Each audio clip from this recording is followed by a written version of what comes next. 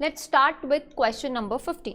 A and B can do a piece of work in 8 days. A और B दोनों मिलके अगर कोई वर्क आप उनको देते हो, so they complete in 8 days. जो A को अकेले अगर वो काम आप देते हो तो वो करेगा 12 दिन में. अगर A अकेला कर रहा है 12 दिन, A और B दोनों कर रहे हैं तो 8 दिन.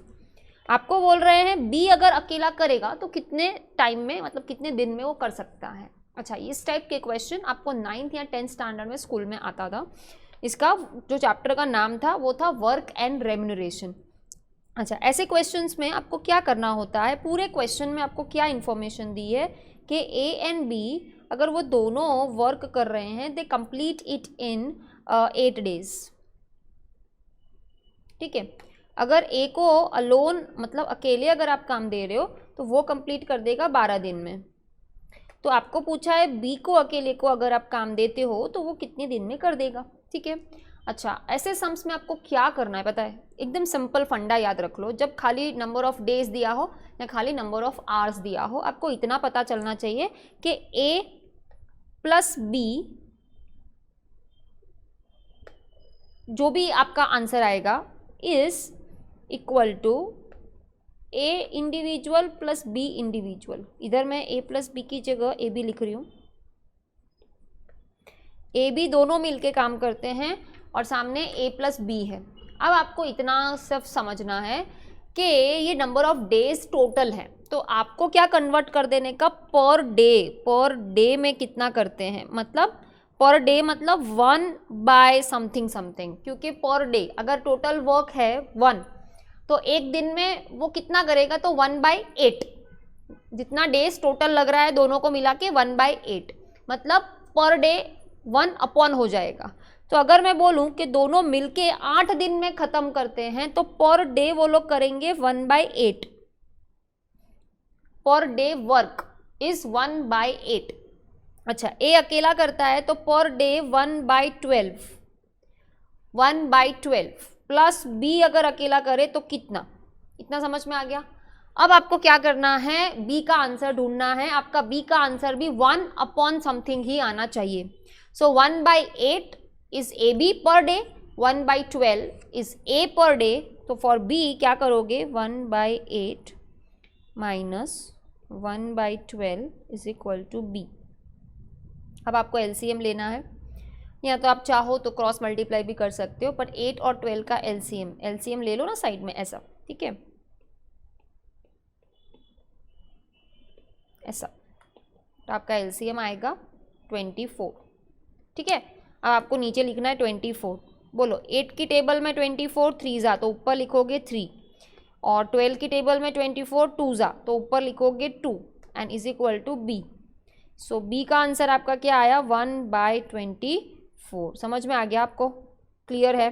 1/24 मतलब B को अगर आप देते हो तो B उसको 24 डेज में ख़त्म करेगा. 1/24 का इंटरप्रिटेशन क्या हुआ, B उसको 24 डेज में ख़त्म करेगा. ठीक है, सो 24 days is taken by B, 12 days is taken by A. दोनों का एवरेज किया इसलिए 8 आंसर आ रहा है. बट 12 and 8 डेज राइट, ये इंटरप्रिटेशन राइट निकलना चाहिए, रॉन्ग इंटरप्रिटेशन मत करना. 1/12 का मतलब पर डे, 1/8 का मतलब पर डे, 1/24 का मतलब पर डे. समझ में आ गया. ठीक है, अब हम जा रहे हैं क्वेश्चन नंबर 16 के ऊपर. अच्छा, इसमें 24 days is B answer is 15. A streamer goes downstream from one part to another in 4 hours.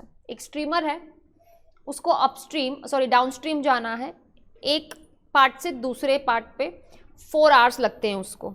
And it covers the same distance upstream. Downstream मतलब स्ट्रीम मतलब पानी होता है, रिवर का फ्लो होता है उसकी साइड. डाउनस्ट्रीम का मतलब क्या होता है, अपस्ट्रीम का मतलब क्या होता है, मैं अभी एक्सप्लेन करूंगी जब सम सॉल्व करेंगे. अभी क्वेश्चन पढ़ लेते हैं. डाउनस्ट्रीम उसको जाने में 4 घंटे लगते हैं और अपस्ट्रीम आने में उसको 5 घंटे लगते हैं. और स्पीड आपको दिया है पानी का 2 किलोमीटर पर आवर स्ट्रीम का. Find the distance between 2 parts. आपको पूछा है डिस्टेंस. एक चीज़ हमेशा याद रखना, डिस्टेंस जब भी पूछा हो एक ही फॉर्मूला याद रखना, distance is equal to speed into time. Distance का फॉर्मूला क्या होता है, स्पीड इनटू टाइम. अब आपको पहले डाउनस्ट्रीम का सोचना है। डाउनस्ट्रीम का मतलब क्या होता है, बोट, क्योंकि आप पानी में चला रहे हो बोट, स्ट्रीमर, स्ट्रीमर मतलब boat, boat and stream, stream मतलब पानी, उनका डायरेक्शन सेम होता है। मतलब बोट अगर इस डायरेक्शन में जा रही है तो पानी भी इसी डायरेक्शन में जा रहा है। उसके फर्क क्या पड़ेगा पता है, आपकी बोट धीरे धीरे भी जाएगी ना तो भी पानी का धक्का आएगा पीछे से, तो आप अपने आप आगे चले जाओगे। मतलब डाउनस्ट्रीम में आपको एफर्ट्स कम लगाने पड़ते हैं, पानी का फ्लो आपको धक्का देके आगे बढ़ा देता है। अब आप रोड पे ट्रैवल कर रहे हो तो रोड तो फिक्स ही रहता है ना, तो रोड का स्पीड तो कभी होता नहीं है, पर पानी में पानी भी तो बहता है ना, तो पानी का स्पीड भी तो हमको कंसीडर करना पड़ेगा ना। तो पानी का स्पीड और बोट का स्पीड दोनों आपको देखना होता है जब भी आपको स्ट्रीम का क्वेश्चन आए। अच्छा, तो इसका मतलब होता क्या है कि डाउनस्ट्रीम में दोनों का डायरेक्शन सेम होता है तो स्पीड इंक्रीज होती है। क्या होती है? स्पीड इंक्रीज होती है, स्पीड बढ़ जाती है। एंड स्पीड बढ़ जाती है मतलब बोट की स्पीड प्लस आपको करनी होती है किसकी स्पीड? पानी की स्पीड प्लस। इंक्रीज होना मतलब बोट की स्पीड भी प्लस होगी, प्लस स्ट्रीम का धक्का आएगा। सो अगर बोट है 5 तो पीछे से 2 किलोमीटर का धक्का आएगा तो 7 हो जाएगा। समझ में आया? अच्छा, अब अपस्ट्रीम की बात करें हम। अपस्ट्रीम में बोट का डायरेक्शन अगर इस साइड है तो स्ट्रीम का डायरेक्शन ऑपोजिट है। मतलब बोट इधर जा रही है तो पानी इधर आ रहा है, ऑपोजिट डायरेक्शन। अब ऑपोजिट डायरेक्शन में क्या होता है पता है, आप ऐसे जाना चाहते हो, बोट ऐसे जाना चाहती है, तो पानी आपको आगे से धक्का मारेगा तो आपको पीछे आना पड़ेगा। सो ये धक्के की वजह से हो क्या जाएगा, आपकी स्पीड डिक्रीज हो जाएगी। सो जब अपस्ट्रीम की बात करते हैं तब हमेशा स्पीड क्या हो जाती है? डिक्रीज। मतलब आपको क्या करना पड़ेगा, बोट की स्पीड माइनस स्ट्रीम की स्पीड करनी पड़ेगी। और बोट माइनस स्ट्रीम ही करना, स्ट्रीम माइनस बोट मत करना, क्योंकि बोट की स्पीड हमेशा पानी की स्पीड से ज़्यादा होती है। हाँ, इसलिए बोट हमेशा आगे होना चाहिए, पानी हमेशा पीछे, और बीच में माइनस। क्यों? बोट की स्पीड ज़्यादा नहीं होती है और पानी की ज़्यादा हो जाए तो बोट डूब जाए। इसीलिए क्वेश्चन में हमेशा अजम्पशन यही रखना है कि बोट्स स्पीड इज ग्रेटर। मैं इधर लिख देती हूँ, बोट की speed is always greater than किसकी स्पीड? स्ट्रीम की स्पीड, पानी की स्पीड। तो हमेशा बोट माइनस स्ट्रीम होगा, स्ट्रीम माइनस बोट गलत है। ठीक है, boat plus stream, boat minus stream, downstream और अपस्ट्रीम की फॉर्मूला याद रख लेना। ठीक है, अब आपको डिस्टेंस पहले डाउनस्ट्रीम का ढूंढना है। ठीक है, क्योंकि क्वेश्चन किसके ऊपर है? डिस्टेंस के ऊपर। अब डिस्टेंस के लिए हमको चाहिए स्पीड और हमको चाहिए इनटू टाइम। हम डाउनस्ट्रीम का डिस्टेंस की बात कर रहे हैं सबसे पहले। बोलो, स्पीड किसकी किसकी लेनी होती है हमें? बोट और पानी की प्लस करनी होती है, राइट। तो बोट की स्पीड आपको क्वेश्चन में नहीं दी है, मैं x ले रही हूँ, प्लस पानी की आपको 2 दी है तो मैं +2 लिख रही हूँ। इतना क्लियर हुआ? x + 2। x किसकी है? बोट की। 2 किसकी है? स्ट्रीम की। अच्छा, टाइम आपको क्वेश्चन में बोला है कि डाउनस्ट्रीम जाने में उसको 4 घंटे लगते हैं, 4 आवर्स लगते हैं। क्लियर हो गया इतना? अब दूसरा करते हैं, डिस्टेंस अपस्ट्रीम। अगेन फॉर्मूला तो सेम ही रहने वाली है, स्पीड इनटू टाइम। पर यहाँ पर बोट x माइनस स्ट्रीम पानी, तो दिस इज बोट की स्पीड एंड दिस इज पानी की स्पीड। एंड आने में टाइम उसको कितना लग रहा है? 5। अब मुझे आप बताओ, क्वेश्चन में 4 घंटा दिखता है जाने में डाउन, और अपस्ट्रीम आने में 5 घंटा। क्यों? टाइम जाने में डाउनस्ट्रीम कम लगता है। मैंने अब भी बोला, बोट और पानी का डायरेक्शन सेम होता है तो टाइम कम हो जाएगा ना, क्योंकि फटाफट पहुंच जाएंगे। पर आते समय बोट इधर आ रही है तो पानी इधर आ रहा है, तो आपका जो स्पीड है बोट का वो कम हो जाएगा एंड अकॉर्डिंगली आपको पहुंचने में टाइम ज़्यादा लगेगा। इसलिए यहाँ पर आपको 4 आवर्स दिखता है और यहाँ पर आपको 5 आवर्स दिखता है।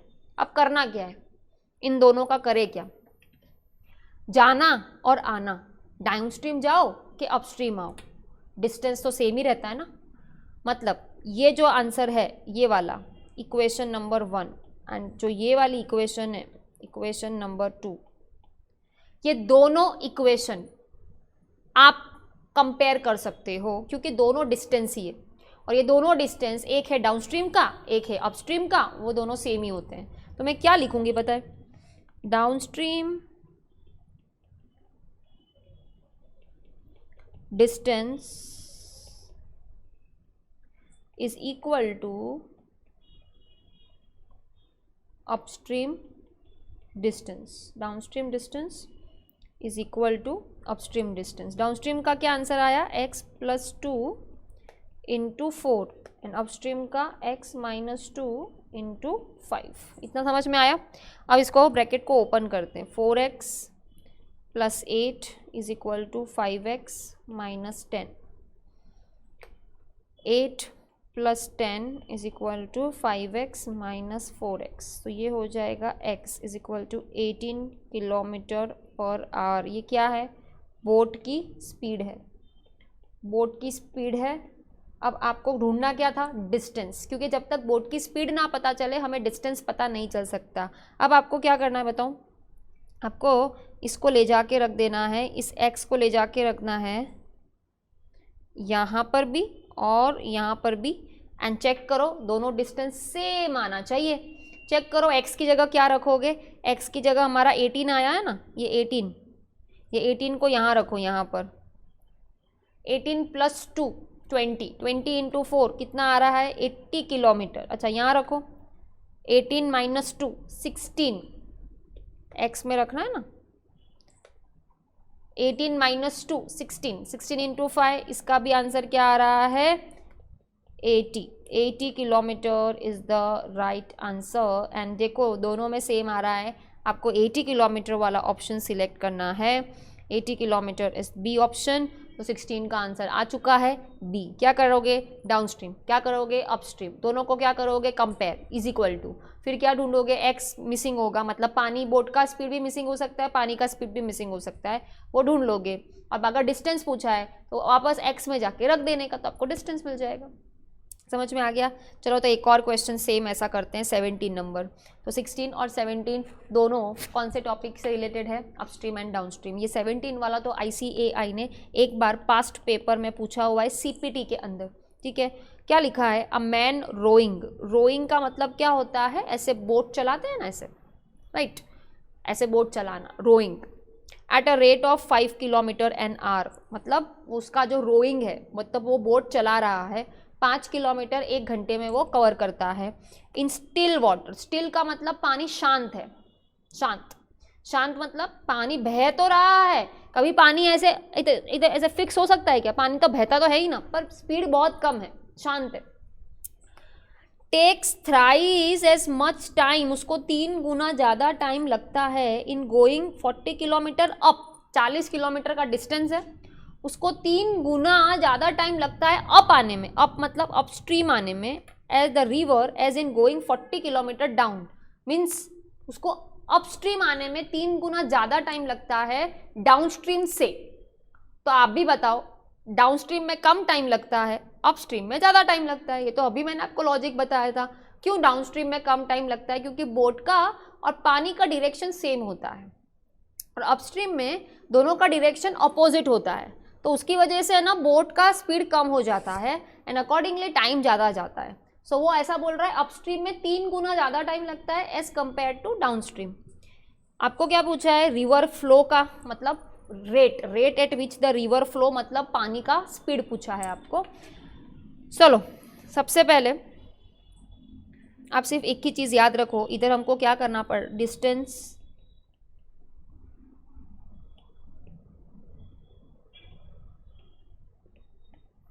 Distance downstream is equal to distance upstream. Formula क्या, स्पीड इनटू टाइम, इधर फॉर्मूला क्या, स्पीड इनटू टाइम। अच्छा यहाँ पर क्या होता है, बोट प्लस पानी, बोट आपको दे दिया है 5 किलोमीटर एन आवर, मतलब 5 किलोमीटर से वो बोट चला रहा है, ये चला रहा है मतलब ये बोट की स्पीड है। पानी की स्पीड पता नहीं है पर प्लस x, तो ये पूरा जो आपका आया, ये पूरा ये क्या आया, ये स्पीड आई बोट की, मतलब सॉरी स्पीड आया पूरा सम का। And into time, into time में उन्होंने बोला है जितना टाइम 3 गुना ज़्यादा लगता है अपस्ट्रीम में जितना जाने में लगता है डाउनस्ट्रीम। तो डाउनस्ट्रीम में अगर 1 लगता है, मैं अज्यूम कर रही हूँ, तो अपस्ट्रीम में 3 गुना ज़्यादा टाइम लगेगा, ऐसा ही बोल रहे हैं ना वो लोग। सो 3 गुना ज़्यादा टाइम अपस्ट्रीम में लगेगा जितना जाने में लगता है डाउनस्ट्रीम। तो डाउनस्ट्रीम में 1 इंटू 3 टाइम्स, अपस्ट्रीम में 3 टाइम्स हो गया। और स्पीड यहाँ क्या लिखेंगे हम, 5 माइनस x लिखेंगे, क्योंकि यहाँ पर अपस्ट्रीम है, अपस्ट्रीम में माइनस आता है, एंड इधर डाउनस्ट्रीम है, डाउनस्ट्रीम में प्लस आता है। आगे हमेशा बोट होनी चाहिए, पीछे हमेशा स्ट्रीम मतलब पानी होना चाहिए। यहाँ पर हमेशा बोट होनी चाहिए और यहाँ पर हमेशा पानी होना चाहिए। अब इस इक्वेशन को हम सॉल्व करते हैं। 5 प्लस एक्स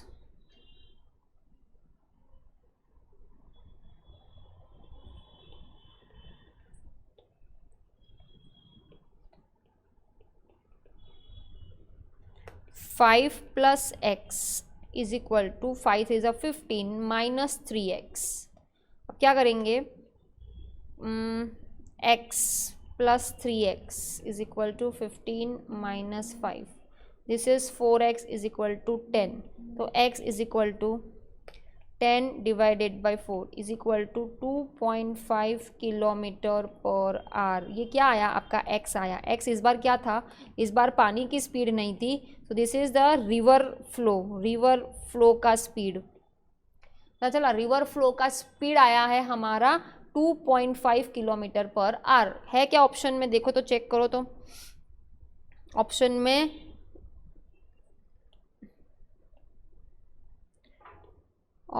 नहीं है।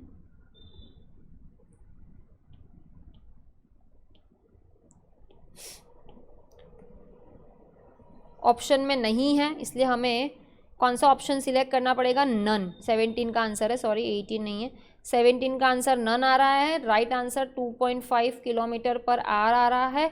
अब मैं आपको एक बहुत अच्छा शॉर्टकट सिखाने जा रही हूँ। शायद हमने जो मेहनत की ना आगे सम करने में, वो आपको करने की ज़रूरत ही नहीं थी। क्यों, क्वेश्चन में आपको बोट का स्पीड क्या दिया है, 5, क्वेश्चन में 5 किलोमीटर पर आवर दिया है। बोट का स्पीड हमेशा ज़्यादा होता है और पानी का स्पीड हमेशा कम होता है। अब बोट का स्पीड अगर 5 है तो पानी का कम आंसर आना चाहिए, 5 से कम ही होना चाहिए। ए ऑप्शन तो 5 से ज़्यादा है, बी ऑप्शन 5 से ज़्यादा है, सी ऑप्शन 5 से ज़्यादा है, तो आंसर आपका नन ही आने वाला था।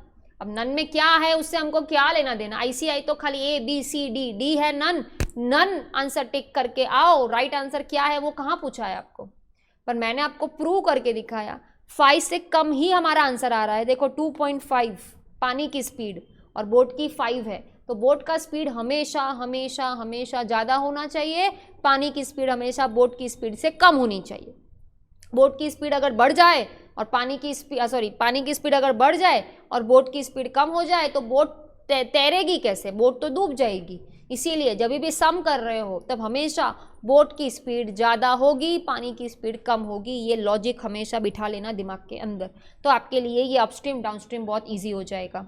ठीक है, in short that was the discussion regarding upstream and downstream 16 and 17 question, and out of that 17 questions 17th number का जो क्वेश्चन है वो ऑलरेडी एग्जाम में एक बार आ चुका है।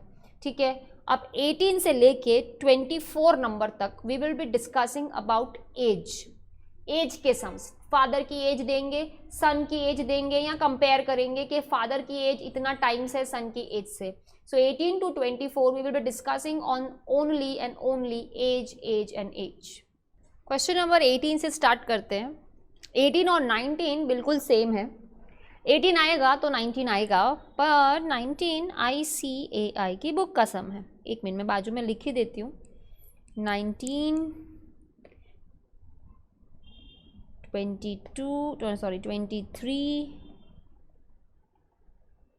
24, ये सब तो ICAI की बुक के सम्स हैं, और ये सब आने के पहले आपको दूसरे सम्स आने चाहिए। ठीक है, बट पॉसिबिलिटी तो यही है कि ICAI की बुक से सम्स आते हैं। बट हम प्रैक्टिस ज़्यादा करवाते हैं, ठीक है। So 5 years ago the age of a man was 7 times the age of a son. 5 साल पहले पापा की उम्र 7 times थी सन के उम्र के। पापा की उम्र 7 गुना ज़्यादा थी बच्चे से। कब की बात कर रहे हैं? 5 साल पहले की। Age of a man will be 3 times the age of a son in 5 years from now. आज से 5 साल के बाद क्या होने वाला है कि पापा की उम्र होगी, will be 3 times the age of a son. मतलब पहले 7 गुना थी, अब 5 साल के बाद हो जाएगी 3 times। इससे सम्स को मैम इक्वेशन कैसे बनाने का, देखो मैं बताती हूँ आपको। सबसे पहले है ना, एज वाले सम्स में एक चीज़ फिक्स रखना। क्वेश्चन नंबर 18 से स्टार्ट कर रहे हैं। फादर को हमेशा क्या सपोज करोगे? फादर की एज को x एंड सन की एज को हमेशा क्या सपोज करोगे आप लोग? y।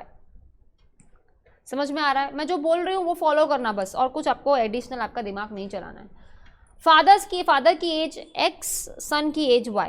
अच्छा, अब है ना, एज वाले सम में वॉज आए, विल बी आए, इज आए, ये वर्ड्स आए, तो उसकी जगह कौन सा साइन करोगे? इज इक्वल टू का साइन करोगे। क्या करोगे? इज इक्वल टू का। अच्छा, टाइम्स का मतलब क्या होता है? टाइम्स का मतलब मल्टीप्लिकेशन करना है। क्या करना है? मल्टीप्लिकेशन करना है, ठीक है। अब मैं धीरे धीरे क्वेश्चन पढ़ती हूँ, देखो मेरी इक्वेशन कैसे अपने आप बनती है, ठीक है। बट एक और चीज़, 5 years, यहाँ पर नोट लिख रही हूँ, 5 years ago, 5 years ago बोलो, एगो बोलो, इसका मतलब माइनस बोल रहे हैं, minus. And 5 years from now मतलब प्लस बोल रहे हैं, या तो हेंस मतलब भी सेम होता है, नाउ मतलब भी सेम होता है। उसके लिए हमने ऑलरेडी ये जो x है, ये y है और ये x है, ये दोनों क्या है? अभी की उम्र है, प्रेजेंट एज। अब अपने क्वेश्चन पढ़ना वापस स्टार्ट करते हैं। सबसे पहले वो क्या बोल रहे हैं? 5 years ago the age of a man was 7 times the age of his son. तो 5 years ago the age of a man, तो पहले किसकी बात कर रहे हैं? पापा की। तो मैं क्या लिखूं? 5 years ago, आज पापा की उम्र x है, तो 5 years ago कितनी होगी? x minus 5। मैंने बोला ना माइनस करना पड़ेगा एगो में। सो आज जितनी है उससे -5 पहले होगी ना। आज मेरी उम्र 22 years है, तो 5 साल पहले मेरी कितनी होगी? 17 साल, राइट। सो माइनस करते हो ना, बैक जाते हो, सो x माइनस 5, ठीक है। 5 years ago the age of man was आया, इज इक्वल टू, समझ में आ रहा है? 5 years ago the age of a man was का मतलब इज इक्वल टू, मैंने किया, इज इक्वल टू 7 times, 7 लिखूंगी, टाइम्स का मतलब होता है multiplication, 7 times the age of son. Son में क्या लिखूं? y लिखूं खाली, 7 times y लिखूं कि सन की भी उम्र हमको 5 साल पहले लेके जानी पड़ेगी? बिल्कुल। ये कंपैरिजन कब का हो रहा है? 5 साल पहले का। तो अगर पापा की एज 5 साल पीछे जा रही है, तो बच्चे की भी तो एज 5 साल पीछे जानी चाहिए ना। तो जो 7 times है, उसके लिए 7 times बच्चे की उम्र 5 साल पहले कितनी होगी? y minus 5। तो उस टाइम पे जो उम्र होगी उसका 7 times की बात कर रहे हैं, तो y माइनस 5 ब्रैकेट करना एंड 7 times। समझ में आ रहा है? ये पहला बार है इसलिए मैं बहुत डिटेल में समझा रही हूँ, क्योंकि इसके बाद तो आपको बहुत इजी लगने लग जाएगा, ठीक है। सेकेंड, दूसरी इक्वेशन क्या बोल रही थी? The age of a man will be, होगी 3 गुना किसकी? उसके सन की। बट कब? 5 years from now. From now मतलब प्लस। तो आज अगर उसकी x है, तो 5 years के बाद उसकी +5 होगी, मतलब x + 5 होगी। Will be is equal to कितना टाइम्स? 3 times। और किसका? सन का। तो सन भी y +5 हो जाएगा ना, क्योंकि हम 5 साल बाद की बात कर रहे हैं ना। तो अगर पापा की उम्र कम कद होती है तो बच्चे की भी सामने कम करना, अगर पापा की उम्र बढ़ती है तो बच्चे की भी उम्र आपको प्लस करनी है। तो x +5 होता है तो सामने y +5 होगा, x -5 होता है तो सामने y -5 होगा। अब आप क्या करते थे स्कूल में, ये इक्वेशन नंबर 1 है, ये इक्वेशन नंबर 2 है। स्कूल में आपको एलिमिनेशन करते थे, ठीक है। मैं आपको यहाँ पर ट्रायल एंड एरर करना बता रही हूँ। क्या करने का, ऑप्शन लेना है, पर ये ऑप्शन में है कौन, x है कि y है।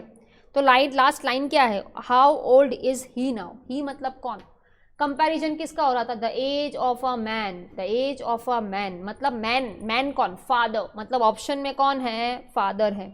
अब आपको ये ए है 40 ईयर्स, उसको क्या करने का, keep A option in place of x, ठीक है। Find y, then keep x and y both in second equation. If LHS equal to RHS in second equation, then A option, A is correct। समझ में आ रहा है, कोई भी हो, A हो कि B हो, ऐसे आपको देखना है। सबसे पहले ए ऑप्शन क्या है मैं आपको पूरा सॉल्व करके बताती हूँ। ए ऑप्शन क्या है 40 ईयर्स। हमारी पहली इक्वेशन क्या बनी थी, x + y = 7 times y + 5। x में 40 रखो and find y, 40 + 5 = 7y + 35, 40y, ठीक है, 45, it's ago, it's not by mistake, we are talking about -5 minus, ठीक है, 35 + 35 = 7y, 70 = 7y, y आपका कितना आया 10। तो अब आपको y मिल गया, x आपने ए ऑप्शन 40 लिया है तो this is x 40, y 10, keep in second equation and check LHS RHS आता है कि नहीं आता है। सेकेंड इक्वेशन क्या थी, x + y = 3 टाइम्स y + 5। बोलो x क्या रखें, 40 + 5 = 3 टाइम्स 10 + 5। चेक करो LHS RHS सेम आता है, इधर हो गया 45, इधर हो गया 3 × 15 एंड 45 = 45। यहाँ पर अगर आपका LHS RHS सेम आ गया तो समझ लेना आपने जो ए ऑप्शन रखा है that is the correct answer. आ गया ना trial and error. So A is the correct answer in question number 18, क्योंकि एक x लेने का, पहली इक्वेशन में रखने का, y को ढूंढने का। क्यों पता है, क्योंकि ऑप्शन में x और y दोनों नहीं है, इसीलिए। अगर x y दोनों हो तो एक ही इक्वेशन में से आंसर आपको समझ आ जाएगा, ठीक है। वैसा x और y दोनों हो, वैसा आ रहा है क्वेश्चन नंबर 19, बट पहले इक्वेशन बनाना आना चाहिए, ट्रायल एंड एरर तो हो जाएगा, ठीक है। तो चलो 19 वाला हम ट्राई करते हैं। ये ICI की बुक का ही है, सेम है क्वेश्चन नंबर 18 जैसा, बस नंबर बदल दिए हैं। चलो ICI की बुक का question, 10 years ago the age of a father was = father मतलब x was 4 times of his son। 10 साल पहले की बात कर रहे हैं तो मैं लिखूंगी, अच्छा प्रेजेंट एज क्या सपोज करेंगे, फादर की x, सन की y।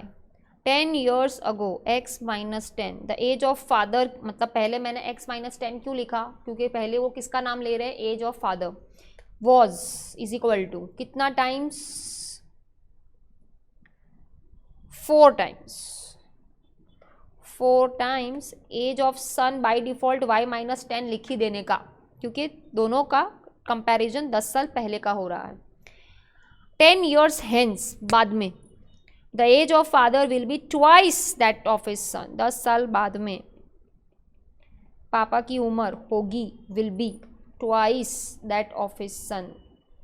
बन गया दोनों इक्वेशन, आया समझ में? मैंने बनाना सिखा दिया था आपको 18 में, तो 19 इज़ ईजी और ICAI का क्वेश्चन है इसलिए आपको ईजी लग रहा होगा क्योंकि आपने 18 में ज़्यादा मेहनत की है इसलिए। अब क्या करेंगे? Trial and error. अब क्या करेंगे? ऑप्शन देखेंगे। ऑप्शन में दोनों है, येस, तो हमको तो सिंपल ये x और y रखना है और लास्ट लाइन में पहला नाम किसका है? फादर एंड सन। तो पहले ऑप्शन में 5 फादर है और कॉमा करके सन है, 50 एंड 20। चलो 50 20 रख के देखें। x is equal to 50, y is equal to 20। x is equal to 50 तो पहली equation 50 minus 10, 4 into 20 minus 10, 40 is equal to 4 into 10, 40 is equal to 40। Done. यहाँ तो टैली हो गया LHS RHS। Second equation 50 plus 10 is equal to 2 times 20 plus 10, 60 is equal to 2 times 30, 60 is equal to 60।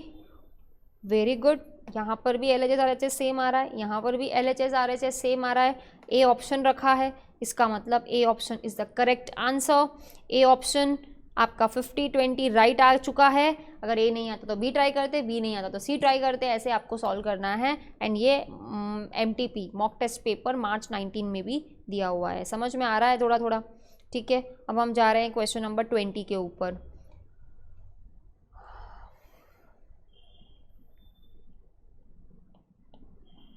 Yes, the age of father मतलब क्या लिखोगे? x।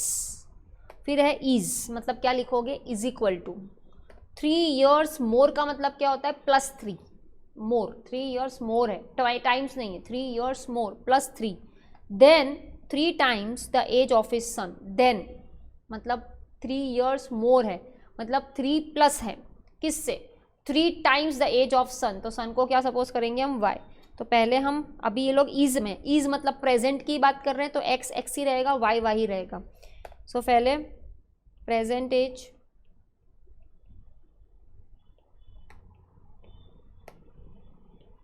Father का and son का, x and y। ठीक है, present age father, present age son. आपको क्या करना है? सबसे पहले द एज ऑफ फादर है फर्स्ट लाइन में, तो लिखना है x is 3 years more, 3 plus, 3 years more का मतलब 3 प्लस, दिस इज मोर, है ना। 3 टाइम्स, 3 टाइम्स मतलब 3 इंटू किसका? एज ऑफ सन मतलब y। तो इधर 3y भी आएगा, इधर x है तो इधर y रहेगा, इधर -10 होगा तो इधर भी -10 होगा। समझ रहे हो ना आप? तो पहली इक्वेशन तो आपकी रेडी हो चुकी है। सेकेंड इक्वेशन थोड़ी ध्यान से बनानी पड़ेगी। 3 साल बाद एज ऑफ फादर मतलब लिखूंगी x + 3 will be is equal to 10 years more, 10 plus, then twice the age of son. Twice लिखूंगी, एज ऑफ सन y लिखूंगी कि 3 साल बाद की बात हो रही है तो y + 3 लिखूंगी। हाँ मैम, y + 3 लिखना पड़ेगा।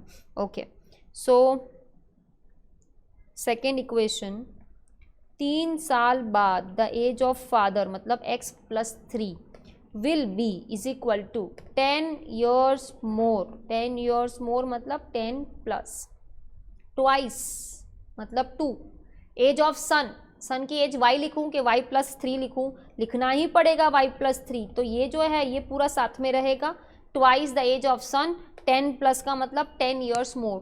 ठीक है, सो अगर यहाँ +3 करते हो तो y में भी आपको +3 करना पड़ेगा। हो गई। अब हम करें trial and error. A option क्या है?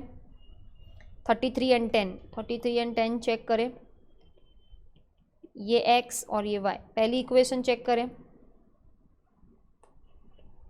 33 is equal to 3 + 3 into 10, 33 is equal to 3 + 30, 33 is equal to 33। A first equation तो हो गई। अब सेकेंड इक्वेशन में जाते हैं। 33 + 3 is equal to 10 + 2 times 10 + 3, 36 is equal to 10 + 2 times 13, 36 is equal to 10 + 26, 36 is equal to 36। यहाँ पर भी सेम आ रहा है, यहाँ पर भी सेम आ रहा है LHS RHS. If we keep A option equation के अंदर, that means A is the correct answer. आपको बी सी डी ट्राई करने की भी ज़रूरत नहीं है. 20 में भी क्या आंसर आ रहा है, ए आंसर आ रहा है. समझ में आ रहा है. एज के सम्स इक्वेशन मैंने रट्टा कहाँ मारा, आपको मैंने लॉजिक समझाया वर्ड बाय वर्ड कैसे बनाते हैं एज वाले सम में इक्वेशन. ठीक है, सो रट्टा तो मारना ही नहीं है. कॉन्फिडेंस कैसे आएगा बताएं, जब हम प्रैक्टिकली पूरा सम पढ़ेंगे, धीरे धीरे इक्वेशन बन जाएगी. राइट. 21 वाला एक बार आप भी ट्राई करना, मैं तो ट्राई कर ही रही हूँ. If twice the sun's age 2y in years is added plus 2, इधर t नहीं है वो 2 है, to the father's age मतलब x फादर है, y सन है, twice the age of son बोला है तो 2y added मतलब प्लस किस में, x में, फादर में, तो 2y plus x हो जाएगा. the sum is 70 is equal to 70 हो जाएगा. But if twice the father's age मतलब 2x इज एडेड मतलब प्लस टू सन्स एज मतलब y, the sum is 95. Again यहाँ सम आएगा. ठीक है, आपको पूछा है फादर एंड सन. अब मुझे लॉजिक बताओ, father and son last line में पूछा है तो ऑप्शन में कौन होना चाहिए, पहले फादर होने चाहिए एंड कॉमा करके सन होना चाहिए. पापा कभी छोटे होते नहीं हैं, बच्चा हमेशा छोटा होता है, पापा हमेशा बड़े होते हैं. सो फादर एंड सन के हिसाब से हमें ए ऑप्शन को प्रायोरिटी देनी पड़ेगी. बी और सी तो वैसे ही कैंसिल हो जाएगा क्योंकि 15,40 का मतलब फादर 15 साल के और बच्चा 40 साल का, ऐसा कभी पॉसिबल होता है. तो बी कैंसिल. सी ऑप्शन में भी सेम प्रॉब्लम, 25 ईयर्स फादर का, सन का 30 एज पॉसिबल ही नहीं है. सन थोड़ी फादर से बड़े होते हैं. सो ऑब्वियसली सी ऑप्शन भी देख के ही कैंसिल हो गया. तो कुछ ऑप्शंस तो लॉजिक से कैंसिल ही हो जाएंगे क्योंकि लास्ट लाइन में they are asking first father comma करके सन. तो ए ऑप्शन में डाउट है, अगर ए नहीं हुआ तो नन हो सकता है. सो हमें एक बार ट्राई तो करना है ट्रायल एंड एरर से, पर उसके पहले हम इक्वेशन बना लेते हैं. सबसे पहले twice the son's age 21, twice the son's age मतलब y, क्योंकि सन को हम क्या सपोज करते हैं y, is added plus to father's age x, the sum is 70. बन गई पहली इक्वेशन. फिर बोल रहे हैं ट्वाइस द फादर्स एज मतलब 2x is added to son's age मतलब y, द सम इज 95. बन गया. अब तो है आपके पास ए ऑप्शन, ए नहीं हुआ तो सीधा डी ऑप्शन. ए है 40,15 मतलब this is father and this is son, क्योंकि लास्ट लाइन आपको क्या बोला था, फादर एंड सन, तो हमको वही ऑप्शन देखना पड़ेगा जिसमें फादर आगे हो, कॉमा करके सन हो, फादर हमेशा बड़े होने चाहिए. सो अब हम क्या करेंगे, पहली इक्वेशन में ए ऑप्शन को रख के देखते हैं. 2 × 15 + 40 = 70 आना चाहिए. 30 + 40 = 70. Yes, 70 = 70. First equation LHS RHS आ रहा है. अब हम जा रहे हैं दूसरी इक्वेशन को चेक करने के लिए. 2x 2 × 40 + y मतलब 15 = 95 आना चाहिए. तो 80 + 15 = 95. 95 = 95. ये भी प्रूव हो रहा है, ये भी प्रूव हो रहा है. दैट मीन्स ए कन्फर्म है. बी और सी तो पहले ही हमने कैंसिल कर दिए थे और डी आंसर नहीं है. So A is the correct answer in question number 21. In short आपको लॉजिक से थोड़ा देखना है कि कौन से ऑप्शन कैंसिल हो सकते हैं एंड रिमेनिंग को ट्रायल एंड एरर करो. सारे ऑप्शंस ट्राई नहीं भी करोगे तो भी लॉजिक से आपको समझ आ जाएगा कि ये ऑप्शन आंसर होता ही नहीं. ठीक है. Question number 22. The sum of the ages of a son and his father is 35. दोनों की उम्र का total is 35. So can I say x + y = 35. ठीक है. Then and the product of their age is 150. उन दोनों की एज का प्रोडक्ट x × y इज 150. बोलो क्या कर सकते हैं इसमें, हम कर सकते हैं सीधा ट्रायल एंड एरर. इन दोनों को टोटल करो. 7 + 42 इज इट 35? कैंसल. इन दोनों को टोटल करो. 5 + 30 is it 35? Yes ma'am. 30 + 5 is 35. So A option 30 + 5 I need to write. 30 + 5 is 35 and 30 and 30 into 5 is 150. This is A option नहीं, सॉरी बी ऑप्शन हमने try किया. So ये भी हो रहा है, ये भी हो रहा है. इक्वेशन नंबर 1 भी प्रूव हो गई, इक्वेशन नंबर 2 भी प्रूव हो गई. दैट मीन्स 22 का फाइनल आंसर है B option is the correct answer. देखो ट्रायल एंड एरर से कितनी फटाफट आंसर आ गया, हमने कोई मेथड की नहीं. अब आ रहा है 23. मोस्ट IMP सम. पहली बार क्वेश्चन में 2 सन का टॉपिक है, 2 sons. The age of a person मतलब फादर इज मतलब x is twice the sum of age of his 2 sons. Twice sum करो, दोनों बच्चे का टोटल उसका ट्वाइस बोला है.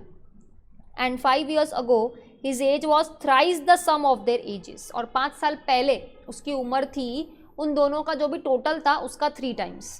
अब यहाँ पर सम ऑफ 2 सन्स बोला है, sum of the age of 2 sons. तो हमेशा एक चीज़ याद रखना क्वेश्चन में, एग्जाम में, कि हो सके उतना है ना वेरिएबल कम यूज़ करने के. मतलब x y z जितना हो सके x और y में ही सम खत्म करना है. ठीक है. देखो अब है ना एक चीज़ हमेशा याद रखो, फादर तो हमारा फिक्स ही है, x होंगे. यहाँ पर आपको कंपैरिजन किसके साथ किया है कि कितने टाइम्स किसका, तो सम ऑफ एज ऑफ 2 सन्स. तो मैं क्या करूँगी, सम ऑफ एज ऑफ 2 सन्स है, तो मैं ऐसा अज्यूम कर लेती हूँ कि जो y है ना, y this is the total, दोनों का टोटल है उम्र का. मुझे पूरे क्वेश्चन में कहीं पे भी उनकी उम्र नहीं पूछी है, खाली फादर की उम्र ही पूछी है. सो आपको y ही सपोज कर दो, y का जो आंसर है वो है टोटल, और वो टोटल है वो दोनों की उम्र आ चुकी है उसके अंदर. ऐसा आपके लिए सम बहुत ईजी हो जाएगा. देखो अब पढ़ेंगे ना तो क्वेश्चन बहुत ईजी लगेगा. The age of person is twice the sum of age of his 2 sons. The age of person मतलब x is twice किसका, sum of age of 2 sons. sum of age of 2 sons को मैंने क्या suppose कर लिया है, तो 2y हो जाएगा. समझ में आ गया कितना इजी हो गया. फर्स्ट इक्वेशन तो बन गई. सेकेंड इक्वेशन क्या है, 5 years ago his age was 3 times the sum of their ages. यहाँ पर ध्यान रखना 5 साल पहले his age was मतलब x minus 5 was 3 times sum of their ages. उस टाइम पे बच्चों की उम्र कितनी होगी, तो बच्चे आज टोटल y है तो उस टाइम पे टोटल कितना होगा. तो आप बोलोगे मैम y minus 5, नहीं, ये y पापा तो एक ही है पर बच्चे तो 2 है ना y में. तो जो ये y minus 5 की जगह आपको minus 5 कितनी बार लिखना पड़ेगा, 2 बार, क्योंकि दोनों बच्चे हैं, दोनों को 5 साल पीछे ले जाओगे और दोनों को टोटल करोगे तो दोनों की उम्र 5-5 कम होगी, तो टोटल भी उतना कम होगा. इसीलिए इस बार जो ट्रिकी पॉइंट था वो यही था कि y minus 5 की जगह y minus 10 आएगा, क्योंकि इस बार 2 बच्चों का डिस्कशन हम कर रहे थे y के अंदर. अब आपके लिए सम बहुत ईजी हो गया है, मैं तो मेथड से भी करके बता देती हूँ. This is equation number 1, this is equation number 2. Keep x is equal to 2y in equation number 2. तो जहाँ पर x है वहाँ पर मैं क्या रख दूँगी, 2y. तो 2y minus 5 is equal to 3y minus 10. ऐसा 2y minus 5 is equal to 3y minus 30.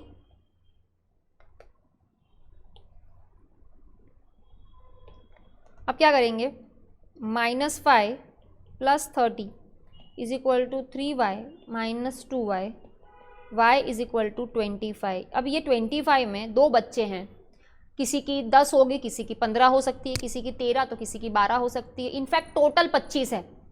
अब आपको क्या लेना देना, आपको सन की उम्र से पूछी नहीं है तो y को y रहने दो, इसको कुछ करने की ज़रूरत नहीं. आपको ढूंढना है फादर की एज. तो अब आपको जाना है इक्वेशन नंबर 1 के ऊपर, क्योंकि आपने अभी इक्वेशन नंबर 2 यूज़ किया, इक्वेशन नंबर 1 तो बाकी है ना. इक्वेशन नंबर 1 में आपको x ढूंढना है, क्योंकि y मिल चुका है तो आपको फादर की age. Now keep y is equal to 25 in equation 1. तो इक्वेशन 1 क्या है, 2y, y हमारे पास आ गया है 2 इंटू 25. तो आपका आंसर x क्या आया, 50 years. 50 years is the answer of x. मतलब आपका आंसर आ चुका है क्वेश्चन नंबर 23 में 50 years is D is the correct answer. ICAI module का क्वेश्चन मॉक टेस्ट पेपर अगस्त 18 में भी है, इंपॉर्टेंट। आज के बाद सम बोले 2 सन का तो आपको y ही सपोज करना है। अगर मैं आपको हिंट देती हूँ एक बच्चा दूसरे बच्चे से 5 साल बड़ा है तो अब y आ जाए ना, उसके बाद आप क्या करना, एक बच्चे को अच्छा सपोज आपने y लिया तो एक बच्चे को आप क्या करना a सपोज करना एंड दूसरे बच्चे को a+5 सपोज करना, क्योंकि एक बच्चा दूसरे बच्चे से 5 साल बड़ा है एंड इज इक्वल टू आपको क्या कर देने का, जो टोटल आ रहा है उससे आपको दोनों बच्चों की उम्र भी मिल जाएगी। पर वो हिंट आपको क्वेश्चन में दिया होगा, अगर बच्चों की उम्र ढूंढनी होगी तो। इस क्वेश्चन में they didn't discuss anything about sons age because they were focusing on finding the father's age, so आपको सीधा सम ही दे दिया था, ठीक है। तो that was question number 23 and D is the correct answer. And age का 24 नंबर, फिर एज के क्वेश्चंस खत्म हो जाएंगे। अगेन ICAI का question, y is older than x by 7 years. Older का मतलब क्या होता है, बड़ा, तो y is equal to older than x plus 7 साल बड़ा। मतलब आपको पहली इक्वेशन समझ में आई मैंने क्या बोला, y is older than x मतलब x प्लस 7 साल बड़ा है। 15 साल पहले x की एज, मतलब किसके बारे में बात कर रहे हैं, x के बारे में बात कर रहे हैं। 15 साल पहले x की उम्र थी, वॉज आएगा, वॉज। 3/4 ऑफ वाइज एज, कितना, 3/4 ऑफ वाइज एज। y का एज क्या लिखूं, सिर्फ y लिखूं कि y-15 लिखूं, y-15 लिखना पड़ेगा क्योंकि अगर 15 साल बैक की बात कर रहे हो तो अगर x 15 साल पीछे जाएगा तो y को भी जाना पड़ेगा। सो ये इंपॉर्टेंट पॉइंट है, इसको भूल मत जाना। अब क्या करेंगे, ट्रायल एंड एरर करेंगे, बट उसमें ध्यान रखना y बड़ा है x छोटा है, ऐसा क्वेश्चन में बोल दिया है।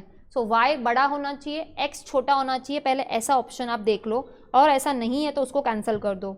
इसमें y बड़ा है, इसमें y बड़ा है, इसमें नहीं, b में तो y छोटा है x बड़ा है तो b कैंसिल, ठीक है।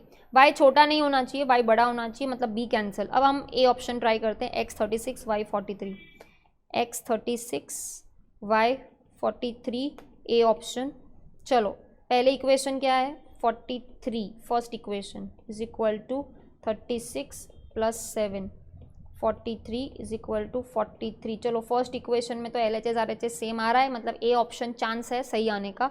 सेकेंड इक्वेशन भी ट्राई कर लेते हैं, x मतलब 36 minus 15 is equal to 3/4 of y मतलब 43 माइनस 15। हम ए ऑप्शन ट्राई कर रहे हैं, 36 माइनस 15 इज 21, 3/4 ऑफ 28